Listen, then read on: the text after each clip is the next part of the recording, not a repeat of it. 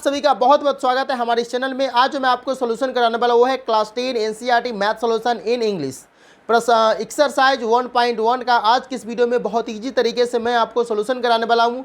Laptop की screen पर मैं आपको फुल एचडी में समझाऊंगा भी और बहुत ईजी तरीके से उसका सोल्यूशन भी करके दिया हूँ, ताकि कम समय में बहुत अधिक क्वेश्चन को सॉल्व कर सके और आपको दिखाई भी अच्छी तरह से पड़े। तो मैं ले चलता हूं लैपटॉप के स्क्रीन पर और वहां से मैं आपको एक्सरसाइज 1.1 का बहुत इजी तरीके से सॉल्यूशन करके बताता हूं। उससे पहले रिक्वेस्ट है कि अगर आप इस चैनल पर नए हैं तो चैनल को सब्सक्राइब कर बेल नोटिफिकेशन को जरूर ऑन कीजिएगा।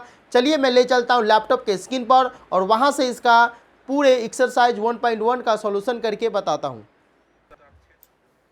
तो चलिए हम आ गए अपने स्क्रीन पर और यहाँ से मैं आपको बताऊंगा एक्सरसाइज 1.1 क्लास 10 एनसीईआरटी का मैथ है। वैसे तो मैं आपको हिंदी मीडियम से पढ़ाता था, लेकिन आज मैं आपको इंग्लिश मीडियम से भी पढ़ाऊंगा और मैं पढ़ाता भी था। तो चलिए मैं आपको यहाँ पर बताता हूँ। पहले नंबर जो क्वेश्चन का रहा है कि use Euclid's division algorithm to find HCF of 135 and 225 and second question है 196 एंड 38,220 एंड थर्ड क्वेश्चन है 867 एंड 255। तो ये तीन क्वेश्चन है एक नंबर में। तो मैं तीनों क्वेश्चन का आपको बहुत इजी तरीके से आपको सोल्यूशन कराऊंगा और आपको तो दिखने में अच्छा लगता ही होगा, क्योंकि बहुत ही फुल एचडी में मैं आपको सोल्यूशन कराने की कोशिश करता हूं। तो चलिए मैं तीनों क्वेश्चन को हल करता हूं और आपको बताता हूं कि इसे कैसे हल करना है। वैसे तो मैं आपको बता दूं कि कुछ टीचर जो होते हैं वो शॉर्टकट तरीके से मार्कर भी बनाते हैं, तो मैं आपको बता दूं कि शॉर्टकट तरीके वाले भी नंबर दे सकते हैं पूरे, लेकिन मैं जो बता रहा हूं वो पूरा आपको फुल प्रोसेस के साथ बता रहा हूं। चलिए पहला नंबर क्वेश्चन जो यहाँ पर कह रहा है कि 225 greater than 135 we always divide greater number with the smaller one। 225 जो है वह 135 से बड़ा है और हम लोग जानते हैं कि हमेशा ऑलवेज डिवाइडेड ग्रेटर नंबर, हमेशा हम लोग बड़ा नंबर को भाग करते हैं छोटे नंबर से।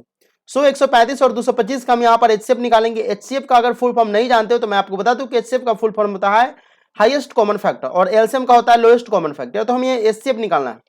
तो 135 से 225 में अगर हम यहाँ पर किए तो चलिए मैं पहले तो मैं कलम ले लेता हूँ और कलम से मैं आपको बताऊंगा तो आपको समझने में आसानी हो जाती है, इसीलिए मैं आपको कलम से ही समझाऊंगा। चलिए तो 135 से एक मरतबे कटा और घटाएंगे तो 135 में से 5 गया 0 और 12 में से 3 गया 9, 90 बचा। 90 से क्या करेंगे 135 वाले को यहाँ पर करेंगे। आपको तो एचसीएफ यानी महत्तम तो आता ही होगा, बहुत 2-3 से ही सिखाए जाते हैं। 90 से 135 में करेंगे तो एक मरतबे लगेगा, तो 90 135 में से 90 जाएगा 45 और 45 से 90 कट जाएगा 2 मरतबे में, तो यहाँ पर आ गया। तो ये जो आपको जो ये एचसीएफ करना है ये आपको इसी में नहीं करना, ये क्वेश्चन के रफ है। ये जो दिख रहे हैं ये आपका ये रफ सेक्शन होता है, आप कहीं रफ में इसे करेंगे, ठीक है। इसे आप रफ सेक्शन में करेंगे या फिर क्वेश्चन के बगल में भी आप कर सकते हैं अगर जगह मिलता है तो। चलिए रफ सेक्शन था तो यहां तक तो हम कर लिए।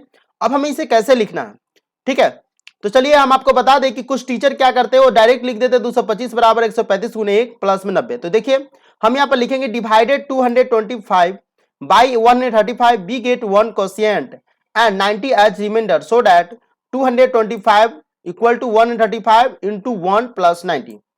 देखिए कुछ टीचर क्या होते हैं ये सब नहीं लिखते। कुछ टीचर जो बताते हैं बच्चों को ये सब बोलते ही नहीं कि लिखने के लिए, डायरेक्ट क्या कहते हैं बोलते हैं कि ये लिखो और आराम से हो जाएगा। तो मैं आपको बता दूं कि लिखने से ये तो आपका नंबर कटेगा नहीं, लेकिन बाय चांस हो सकता है, क्योंकि मुझे फुल प्रोसेस के साथ बताना है और क्योंकि ये लाइव चल रहा है पूरे ऑल इंडिया में ये क्लास देखी जाएगी, तो मैं आपको पूरे फुल प्रोसेस के साथ बताऊंगा। और टीचर जो होते हैं वो आपको पढ़ाते हैं वो भी सही है, मैं नहीं कहता कोई भी गलत है, लेकिन उनको भी फुल प्रोसेस के साथ बताना चाहिए ताकि बच्चों को ये पूरे नंबर मिले।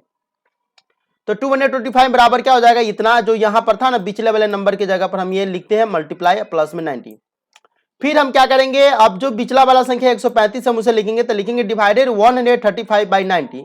135 को 90 के द्वारा हम भाग दिए तो बी गेट 1 कोशिएंट, सॉरी यहां पर जो है 1 कोशिएंट, कोशिएंट इसे हम बोलते हैं, सॉरी सही बोले कोशिएंट इसे बोलते हैं, and 45 as remainder, 45 remainder so that 135 equal to 90 into 1 plus 45। तो यहां पर हमें सेकेंड वाले भी लिख देंगे और थर्ड वाले जो है divide 90 by 45 we get 2 quotient and no remainder. देख रहे हैं 2 quotient and no remainder cut गया हुआ है, so we can write it as 90 equal to 2 into 45 plus 0। अब कुछ टीचर क्या करते हैं ये एक स्टेप इसे लिखेंगे, 2 स्टेप इसे लिखेंगे, तीसरा स्टेप इसे लिखेंगे और डायरेक्ट लिख देंगे एचसीएफ इक्वल टू 45।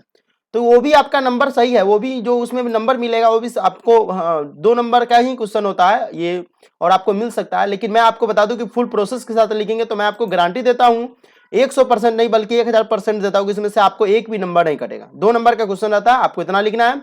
ये रफ सेक्शन होता है। हाँ, ये वाला स्टेप और ये जो स्टेप जो मैं यहाँ पर बताया हूँ, ये 3 स्टेप और एक स्टेप नीचा, बस इतना लिख देना। As there are no remainder so divisor 45 is our HCF. जैसे ही पूरा पूरा कट जाता है तो उसी का ये बगल वाला जो हमारा ये एचसीएफ होता है, हम इसमें भी लिखेंगे कि जिसके प्लस में 0 होगा उसी के यहाँ शुरू वाला ये सॉरी इसी का जो है गुना वाला जो रहता है 45, ये 45 इंटू 2 प्लस 0 होता है। तो यहाँ पर आप लिख लीजिएगा 45 या 2 इंटू 45 तो भी कोई फर्क नहीं पड़ेगा। तो ये जो रहता है वही हमारा एचसीएफ होता है। ठीक है, चलिए आगे अगला क्वेश्चन देख लेते हैं कि यहाँ पर कह रहा है कि 38,220 greater than 196 we always divide greater number with smaller one. ये हमें पहला नंबर में मतलब पहला लाइन में लिख देना। यहाँ पर भी मैं आपको करके बता दिया 196 है और ये 38,220 है, इसे हम भाग करेंगे तो 195 मरतबे कटता है। कैसे? तो सबसे पहले तो एक मरतबे कटेगा तो यहाँ पर से घटेगा, 12 में से 6 गया 6, 17 में से 9 गया 8, 2 में से गया 1 और ये 2 यहाँ पर बचा था, 2 यहाँ पर उतार दिए। 9 मरतबे में कटा है 1764, घटा दिए, 12 में से 4 गया 8 और ये हो गया 15 में 6 गया 9, एक 0 बचा हुआ था, 0 उतार दिए। 196 से 5 मरतबे पूरा पूरा कट गया तो डायरेक्ट यहाँ हमारा आ जाएगा। तो लिखेंगे divided 38,022 by 196, then we get quotient 195 and no remainder, so we can write it as 38,220 equal to 196 into 195 plus 0 and their HCF and there is no remainder। यहाँ पर देख रहे हैं रिमाइंडर नहीं है and there is no remainder, so divisor 196 is our HCF। यहाँ पर क्या हो जाएगा, डिवाइजर जो है 196 हमारा HCF हो जाएगा। ये वाले काम जो है आपको रफ सेक्शन में करना है। चलिए अगले क्वेश्चन की तरफ चलते हैं। तीसरे नंबर जो क्वेश्चन का हो रहा है यहाँ पर 867 greater than 255 we always divide a greater number with smaller one. ये तो पहले लाइन में आपको लिखना ही थे, लिख दिए। अब यहाँ पर क्या है कि कुछ स्टेप यहाँ पर टाइप करने वाला छोड़ दिया था, तो चलिए मैं आपको यहाँ पर करके बता देता हूँ कि इसमें से घट गया। अब यहाँ से जो हमारा बचा 102 में हम क्या करेंगे, 2 से 55 से भाग करेंगे। तो हम यहाँ पर लिख देते हैं, वहां पर जगह नहीं, 102 भागे क्या करें मतलब मौसा का भाग है, वहां पर एक स्टेप छोड़ दिया था। तो हम यहाँ पर क्या करेंगे, इसे करेंगे तो क्या मरतबे कटेगा, 2 मरतबे कट जाएगा। कितना मरतबे, 204 बचेगा, 204 यहाँ पर लग जाएगा और बचेगा कितना, 5 में से 4 गया 1 और 5 में 0 गया 5, ये कट जाएगा। अब 51 से इसे काटेंगे तो 102 मरतबे में पूरा कट जाएगा। जो मैं अभी लिख रहा हूँ ये रफ सेक्शन का काम है, आप अलग से रफ सेक्शन में करेंगे तो अच्छा रहेगा। ठीक है, कट जाएगा तो 51। अब हमें इसे लिखना है, divided 867 by 255 then we quotient 3, then we quotient 3 and remainder is 102, ये remainder हो। So we can write it as 867 equal to 255 into 3 plus 102। इतना हम इसे लिख देंगे। अगला जो स्टेप हमारा जो लिखना है, 2 डिवाइडेड 245 सॉरी 55 यहाँ पर है by 102, then we get quotient 2 and remainder is 51, so we can write it as 255 equal to 102 into 2 plus 51। इतना लिख दिए। अगला स्टेप हमें क्या करना है, 102 इक्वल टू लिखना है। 102 इक्वल टू यहां पर लिखेंगे डिवाइडेड 102 बाई 51। ठीक है, 51 by 51 we get question 2 and no remainder, so we can write it as 102 equal to 51 into 2 plus 0 and there is no remainder, so we can write it as and there is no remainder, so divisor 51 is our HCF. यहाँ पर देख रहे हैं 55 जो था हमारा HCF होता है, जैसे ही 0 जाता है वो आपको एचसीएफ निकालिएगा तो आपको आ जाएगा। चलिए तो ये क्वेश्चन जो था पहला का जो था यूक्लिड एल्गोरिथम की मदद से हमें ये निकालना था। यहाँ पर जैसे कि आप देख रहे हैं पहला नंबर क्वेश्चन भी मैं आपको बता दिया था और दूसरा तीसरा सब था use Euclid division algorithm to find the HCF of इतना इतना। चलिए पहला नंबर का तो यहाँ पर सोल्यूशन कर दिए हैं।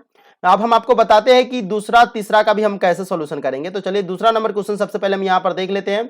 दूसरा नंबर क्वेश्चन जो हमारा कह रहा है कि so that any positive odd integer is the form of 6q plus 1 or 6q plus 3 or 6q plus 5 where q use some integer। देखिए क्वेश्चन जो हो 2 नंबर 3 नंबर के क्वेश्चन एग्जाम में पूछे जाते हैं। तो इसे कह रहा है कि so that any positive odd integer is of the form 6q plus 1 6q plus 3 and 6q plus 5 where q is some integer. वहां पर जो है क्वेश्चन में कह रहा है कि हमें पॉजिटिव इंटीजर और पॉजिटिव इंटीजर दिखाना है, विषम पूर्णांक दिखाना है कि 6q plus 1 6q plus 3 या 6q plus 5 का होता है कि नहीं, जहां पर q कोई पूर्णांक है। चलिए हम इसे सॉल्यूशन करते हैं यहाँ पर। तो सबसे पहले लिखेंगे लेट टेक ए, लेट या टेक, लेट टेक मतलब माना कि लेते हैं तो ए जो है यहाँ पर A as any positive integer and B equal to 6। यहाँ पर ए जो है एक पॉजिटिव इंटीजर है एंड बी बराबर हमारा 6 होगा। अब कहिएगा बी बराबर 6 कहां से आया, तो यहाँ जो रहेगा ना, ये जो देख रहे हैं ना, इसका फॉर्मूला होता है यूक्लिड एल्गोरिथम का, ए बराबर बी क्यू प्लस आर होता है, बी क्यू प्लस में आर होता है। तो ये q का मान तो यहाँ पर दिया हुआ है और q के जो बगल में रहता है वह b होता है, इसीलिए यहाँ पर b बराबर 6 आ गया। ठीक है, और r वाला ये जो सेक्शन जो देख रहे हैं ये r का मान है, ये r का मान होता है। ठीक है, तो ये फॉर्मूला होता है, मैं आपको बता दिया हूं। तो लिखेंगे यहाँ पर जो मैं लिख दिया हूं आपको लिखना है, बढ़िया से देख लीजिए, क्योंकि मैं टाइप अगर आप सामने लाइव करता तो बहुत टाइम लग जाता है, इसलिए मैं टाइप करके आपके लिए लाता हूं ताकि आपको समझने में कोई प्रॉब्लम ना हो। मैं टाइप करके यहाँ पर स्क्रीन पर दिखाता हूँ और आपको समझा भी देता हूँ। Then using Euclid's algorithm we get a equal to 6q plus r. Here r is remainder and the value of q is more than or equal to 0 and the value of q is more than or equal to 0, 0 से 12 और बराबर होगा and r equal to इस तरह से हो जाएगा, sorry, value of more than और इक्वल टू 0, 0 से बड़ा होगा और बराबर होगा। तो यानी r का मान हम 0 ले सकते हैं, 0 से बड़ा ले सकते हैं, लेकिन b के जो मान रहेगा उससे हम r का मान कम लेते हैं। ठीक है, तो r बराबर क्या हो जाएगा, 0 1 2 3 4 5 तक हम ले लेंगे, बिकॉज 0 जो है less than equal to r और लेस देन b है and the value of b is 6। So हम यहां पर लिखेंगे, अब हम यहां पर क्या करेंगे, so total possible form of bill 6q plus 0 होगा एक बारी। ठीक है, उसके बाद क्या हो जाएगा, 6q प्लस 1 होगा, 6q plus 2, 6q plus 3, 6q plus 4 and 6q plus 5 हो जाएगा। इस तरह से हमारा पॉसिबल नंबर जो है आर के जैसे जैसे मान हम चेंज करेंगे, तो एक बार हम आर की जगह 0 रखेंगे तो 6q प्लस 0 हो जाएगा, तो 6q प्लस 0 को हम वैसे 6q भी लिख सकते हैं। दूसरा का 6q plus 1, 6q plus 2, 6q plus 3, 6q plus 4 and 6q plus 5, ये 5 पॉसिबल फॉर्म निकलेगा। 6q plus 0, 6 is divisible by 2, so it is a even number. अब यहाँ पर 6q है तो 6 तो यहाँ पर डिविजिबल हो जाएगा 2 से, इसलिए इवन नंबर है। और हमें कह रहा है कि ऑड नंबर दिखाने के लिए, तो ऑड नंबर में हमारा 1 वाला है। 6 is divisible by 2 but 1 is not divisible by 2, so it is an odd number होगा, यहाँ पर n होगा। ठीक है, so it is an even number, यहाँ पर भी होगा क्योंकि n है, even odd। ठीक है, तो n आप जोड़ लीजिएगा, an odd number। इस तरह से 6q प्लस 2 जो हो जाएगा वो डिविजिबल हो जाएगा 2 से, 6q प्लस 2 है इसीलिए इवन नंबर हो जाएगा, लेकिन 3 वाला जो है नहीं होगा डिविजिबल 2 से, 6q प्लस 3, इसीलिए ऑड नंबर हो जाएगा। फिर 4 वाला जो है हमारा हो जाएगा इवन नंबर से डिविजिबल, इसे हम लिख लेंगे, ये सम इवन नंबर हो जाएगा, लेकिन 6q प्लस 5 नहीं होगा, इसलिए हम यहाँ पर लिखेंगे 6 is divisible by 2 but 5 is not divisible by 2, it is an odd number. ठीक है ना, और एन छूट गया है तो आप लोग लिख लीजिएगा an odd number. So odd number will in form of 6q plus 1, 6q plus 3 और 6q प्लस 5, ये हमें शो करना था, हम आपको करके दिखा दिए। एक बार और क्वेश्चन आपको हम दिखा दें कि यहाँ पर जो क्वेश्चन कह रहा था कि दिखाइए कि 6q प्लस 1, 6q प्लस 3 और 6q प्लस 5 कोई विषम पूर्णांक होता है कि नहीं होता है। तो हम यहाँ पर जो है b का मान ले लिए 6 और a इसे हम मान लिए कोई पॉजिटिव नंबर है, और इस तरह से हम यहाँ पर r का मान 0 से लेकर 5 तक रखे हैं। और उसके बाद क्या किए, 6q प्लस 1, 6q प्लस 0 से लेकर 6q प्लस 5 तक हम लिख दिए। और उसके बाद हम देखें कि कौन सम संख्या था, ये सम संख्या है, ये सम संख्या और ये सम संख्या है, बाकी में ये विषम है, ये भी विषम है और ये भी विषम है। और क्वेश्चन में भी हमको यही कह रहा है कि 6q plus 1, 6q plus 3, 6q plus 5 विषम होना चाहिए, तो ये हम सिद्ध करके आपको बता दिए। चलिए, तो ये आप तो यहाँ लिखिए लीजिएगा, और आपको ये अपने नोटबुक में अगर क्वेश्चन नहीं आता है तो नोटबुक में आप इसे नोट जरूर कर लीजिएगा। और आगे भी मैं आपको कोशिश करूंगा कि एनसीईआरटी का इंग्लिश मीडियम का जो है उसे मैं सॉल्यूशन कराऊंगा। ऐसे मैं आपको बता दूं कि एनसीईआरटी का हिंदी मीडियम का भी इस चैनल पर सॉल्यूशन मैथ का होता है, वीडियो का लिंक जो है यहाँ आई बटन में दे दूंगा, वहां से जाकर भी आप देख सकते हैं। चलिए, तो ये तो सिद्ध हो गया कि 6q प्लस 1, 6q प्लस 3 और 6q प्लस 5 का होता है। अगला जो तीसरा नंबर क्वेश्चन है कि an army contingent of 660 members is to march behind an army band of 32 members in a parade. The two groups are to march in the same number of columns. What is the maximum number of columns in which they can march? कह रहा है कि an army contingent मतलब एक army का parade वगैरह होता है, वहां पर मार्च उसे कहते हैं। कॉन्टिजेंट मतलब होता है कॉन्टिजेंट, सॉरी, कॉन्टिजेंट का मतलब होता है मार्च करना। 616 members is to march behind an army band, army band है वहां पर इसे लगाया जाता है 32 मेंबर को। एक परेड होता है, जैसे देखते हैं कि 26 जनवरी 15 अगस्त के दिन दिल्ली के लाल किला और भी बहुत जगह पर परेड होता है, वहां पर परेड हो रहा है। The two group are to march in the same number, दो ग्रुप को जो सेम नंबर से उसे मार्च कर दिया गया, उसके पीछे लगा दिया। What is the maximum number of column in which they can march, तो उसको कहा है कि मैक्सिमम वैल्यू मैक्सिमम नंबर कितना हो सकता है उस आर्मी का। तो चलिए हम इसे बनाना है, तो हम इसे क्या करेंगे 32 से 660 में। वैसे क्वेश्चन आपको हार्ड लग रहा है, लेकिन लैंग्वेज देखने से हार्ड लग रहा है, क्वेश्चन को बनाना बहुत इजी है। 32 से 616 में आप HCF कर दीजिए, आपका आंसर निकल जाएगा, बस इतना इजी तरीका है। तो हम यहाँ पर लिखेंगे HCF जो है यहाँ पर 660 32 will be given the maximum number of columns in which they can march, we can use Euclid algorithm to find HCF। Euclid algorithm आप जानते हैं कि यूक्लिड एल्गोरिथम का अगर फॉर्मूला पूछेगा तो A बराबर जो होता है BQ प्लस R होता है, A बराबर BQ प्लस R होता है। यूक्लिड एल्गोरिथम डिवीजन का ये फॉर्मूला होता है, हम इसे यहाँ पर लिख दिए हैं।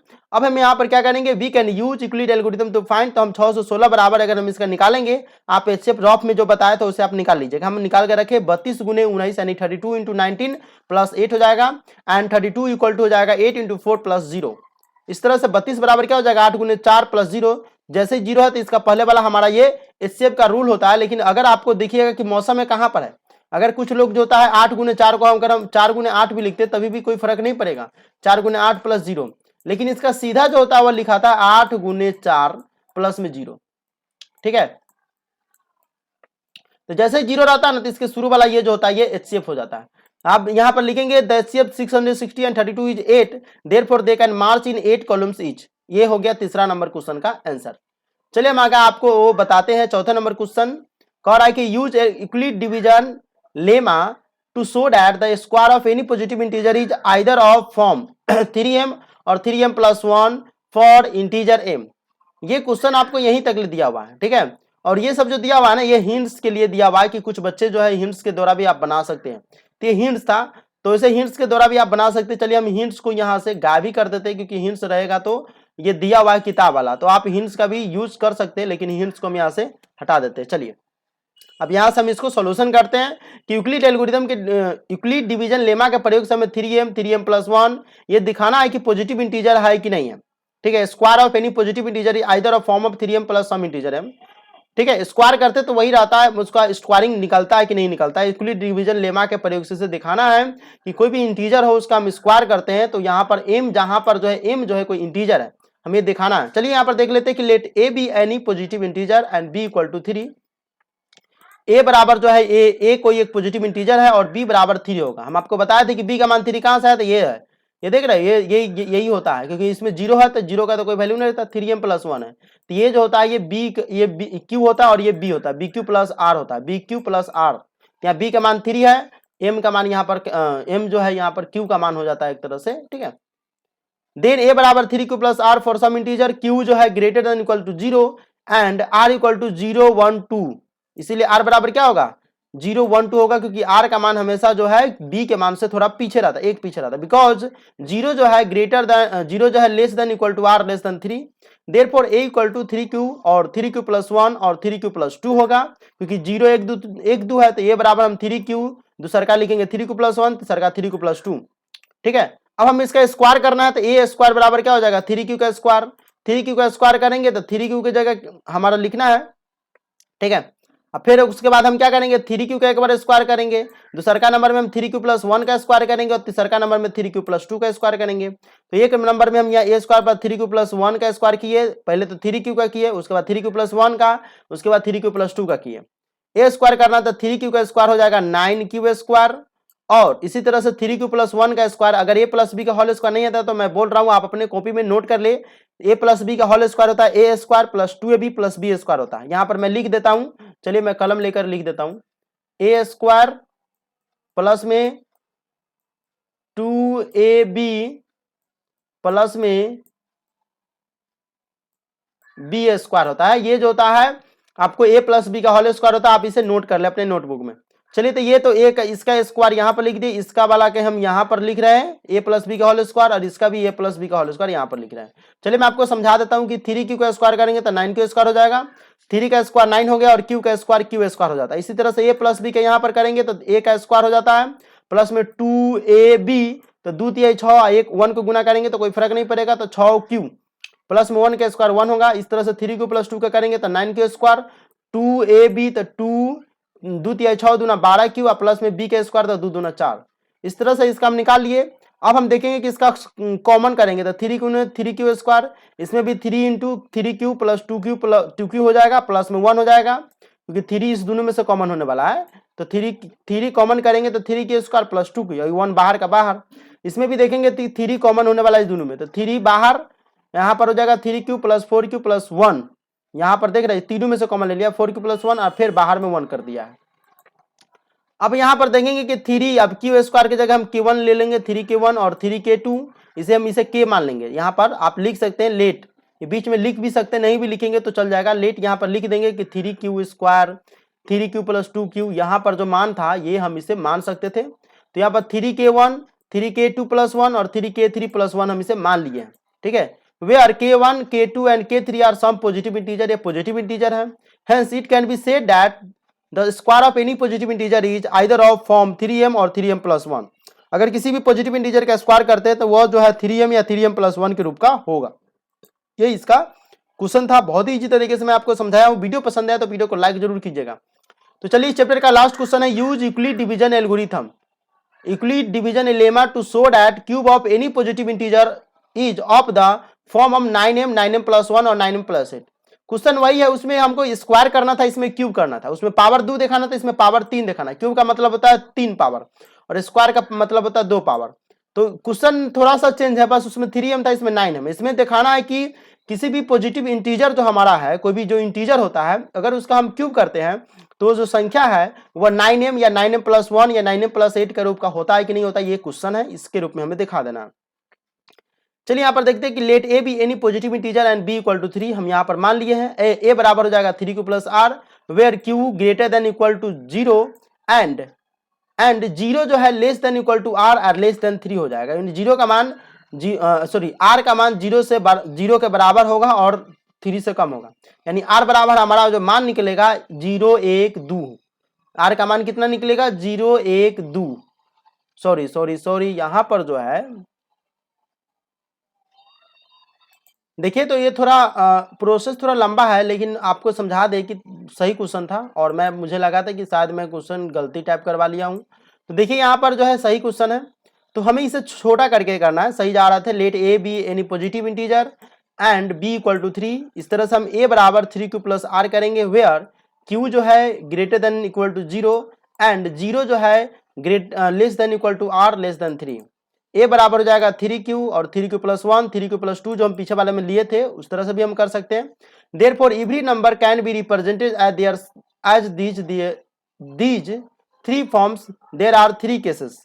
3 फॉर्म है इसलिए 3 केसेस होगा। केस 1 में क्या हो जाएगा, व्हेन ए बराबर 3q तो aq बराबर क्या हो जाएगा, aq बराबर हो जाएगा 3q बराबर 27q।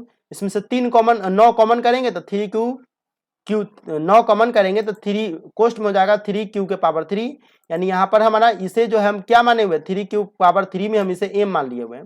यानी m कोई इंटीजर है तो m मान लिए, 3q प्लस 3q का पावर में 3 है, इसे हम m मान लिए, इसीलिए क्या हो जाएगा 9m हो जाएगा। Where m is an integer such that m बराबर 3q, यानी जहां जहां पर 3q के पावर 3 है उसे हम m मान लिए। अब हम यहाँ पर केस 2 करेंगे तो वेन ए बराबर 3q प्लस 1 तो इसका हम aq करेंगे तो a प्लस बी का होल क्यू जो होता है aq प्लस होता है 3a स्क्वायर बी और प्लस में होता है 3a स्क्वायर बी प्लस में होता है 3ab स्क्वायर प्लस में बी क्यू होता है। ठीक है, ये फॉर्मूला होता है। तो देखिए ए प्लस बी का होल क्यू आप फॉर्मूला लिख सकते हैं। ए प्लस बी का होल क्यू होता है ए, पहले नंबर में होता है ए क्यू, ठीक है, ये ए क्यू है। उसके बाद होता है 3a स्क्वायर बी और दूसरे नंबर में होता है 3ab स्क्वायर और प्लस में होता है बी क्यू।